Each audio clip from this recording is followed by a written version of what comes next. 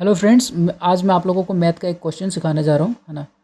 तो बहुत important question है, तो मैं चाहता हूँ कि मैं इसको सिखाऊँ आप लोगों को, और मैं चाहूँगा कि मैं हमेशा से आपको सिखाते रहूँ, ठीक है। तो इसमें ये क्वेश्चन है कि ब्याज का दर जो रहता है वो समान रहता है, और इसमें ब्याज का दर समान रहेगा। आपको मेरी बात ध्यान से सुननी है, ब्याज का दर समान रहेगा। मैं क्वेश्चन पढ़ के दिखाता हूँ, ठीक है, सुनाता हूँ।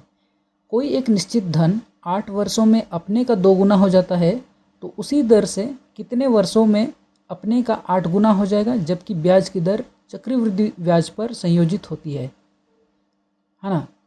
जैसे बोला 2 गुना 8 साल में हो रहा है, जो पैसा है 2 गुना 8 साल में हो रहा है, तो 8 गुना को मैंने यहाँ लिखा 2 गुना 2 गुना 2, 2 का पावर 3 लिखा। 8 गुना मैंने 2 का पावर 3 लिख सकते हैं ना, तो ये लिखा मैंने। वो कितना साल में होगा? 2 गुना यदि 8 साल में हो रहा है, तो 8 गुना कितना साल में होगा? तो उसका एक ज़बरदस्त ट्रिक्स है कि ये जो पावर है, ये पावर यहाँ लिखें, और यहाँ जो साल है उसको मल्टीप्लाई कर लीजिए, तो आपका निकल जाएगा। जैसे पावर में 3 था, टाइम में 8 था, तो 24। माने 2 गुना यदि 8 साल में हो रहा है, तो 8 गुना 24 साल में हो जाएगा, ठीक है। एकदम ये क्वेश्चन आप ध्यान से मतलब सुनिए। ये सीजीएल में आता है, ठीक है, बैंकिंग में आता है, तो अच्छा से प्लीज़ प्लीज़ प्लीज़, बहुत ही इंपॉर्टेंट क्वेश्चन है, ठीक है। एसएससी लेवल में आता है, बैंकिंग लेवल में आता है, अच्छा से पढ़िए इसको। ब्याज का दर समान रहेगा, बोलेगा कि 2 गुना 8 साल में हो रहा है, तो 8 गुना कितना साल में होगा, ठीक है। तो आपको जो पावर है वो लिखना है, फिर टाइम जो है उसके साथ मल्टीप्लाई करना है, आंसर आ जाएगा, ठीक है। सेम टू सेम और एक क्वेश्चन दिखा रहा हूँ मैं।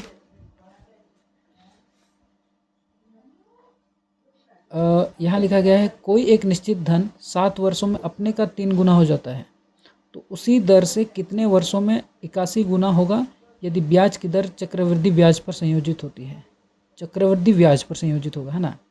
बोला 3 गुना 7 साल में, साल को आपको राइट साइड में लिखना है, और जो गुना हो रहा है, जैसे 3 गुना बोलेगा, 81 गुना बोलेगा, जो भी जितना गुना बोला जाएगा उतना, उसको आपको लेफ्ट साइड में लिखना है, और जितना साल में हो रहा है उसको राइट साइड में। जैसे 3 गुना 7 साल में हो रहा है, 81 गुना कितना साल में होगा, यहाँ क्वेश्चन मार्क दिया है ना मैंने।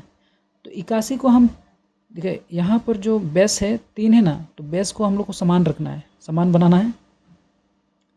3 को 3 ही लिखें, 81 को हम लोग क्या लिख सकते हैं, 3 का पावर 4, यानी 3 को 4 बार गुना करेंगे तो 81 आएगा ना। तो 81 गुना कितना साल में होगा, तो पावर हम बोले पावर पहले, पावर इनटू यहाँ का साल 7 लिखे है ना, तो 4 गुना 7 28 साल में, यानी 3 गुना यदि 7 साल में हो रहा है, तो 81 गुना 28 साल में हो जाएगा, ठीक है। बहुत ज़्यादा इंपॉर्टेंट क्वेश्चन है, आप प्लीज़ प्लीज़ प्लीज़ इसको ध्यान से पढ़िएगा।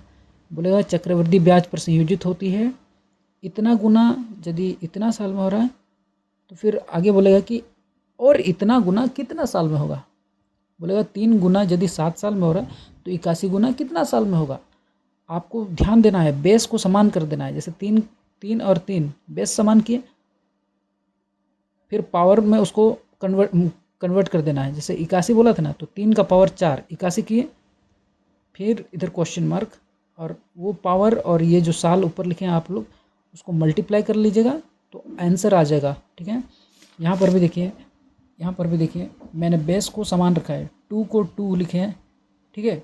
8 गुना बोला था ना, 8 गुना बनाना, 8 गुना कितना साल में होगा, तो बेस को आप समान कर दीजिए, जो पावर आएगा वो पावर गुना ये जो ऊपर का जो टाइम है उल्लास के साथ मल्टीप्लाई कर दीजिए, आपका आंसर आ जाएगा। बहुत इंपॉर्टेंट क्वेश्चन है, प्लीज़ प्लीज़ प्लीज़ आप इसको अच्छा से पढ़िए, ठीक है।